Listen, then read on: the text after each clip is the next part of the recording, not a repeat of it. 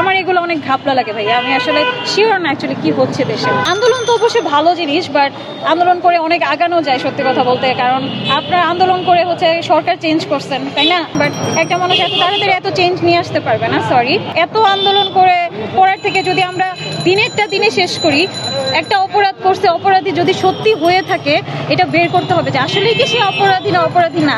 যদি সে অপরাধী হয়ে থাকে তাহলে অবশ্যই যেদিনের সমস্যা সেদিনের সমাধান করতে হবে। দেখেন রোজা, এখন রোজার মধ্যে আমরা রোজা রাখবো, বাসায় নামাজ পড়বো, এগুলো করে আমরা আন্দোলন করতেছি, এটা তো হইলো না।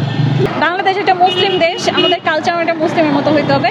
তো কথা হচ্ছে ওই বাচ্চার যদি সত্যি এরকম কিছু হয়ে থাকে, নাউজুবিল্লাহ নাউজুবিল্লাহ, এটা খুবই খারাপ কাজ হয়েছে।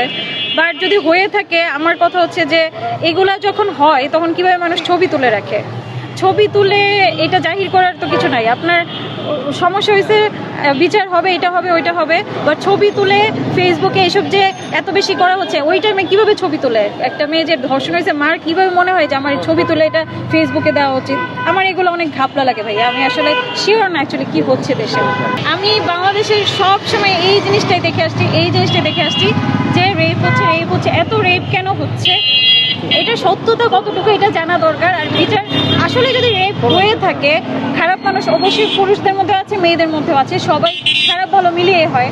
সত্যি যদি হয়ে থাকে তাহলে অবশ্যই হচ্ছে বিচার ব্যবস্থা চেঞ্জ করা দরকার। তো অনেক কিছুই কানেক্টেড। বাংলাদেশের মেয়েদের পোশাক আশাক খুব খারাপ হয়ে গেছে, এটা পুরুষদের জন্য না, রেপ করার সাথে এটা সম্ভব না। আর সবাই বললাম যে যেরকম বলা হচ্ছে যে অনেক বেশি হচ্ছে, এগুলো আমার কেন জানি মনে হয় যে অনেক ভুয়া নিউজও ছড়ানো হয় পুরুষদেরকে একটু নিচে রাখার জন্য, নারীদেরকে একটু উপরে রাখার জন্য।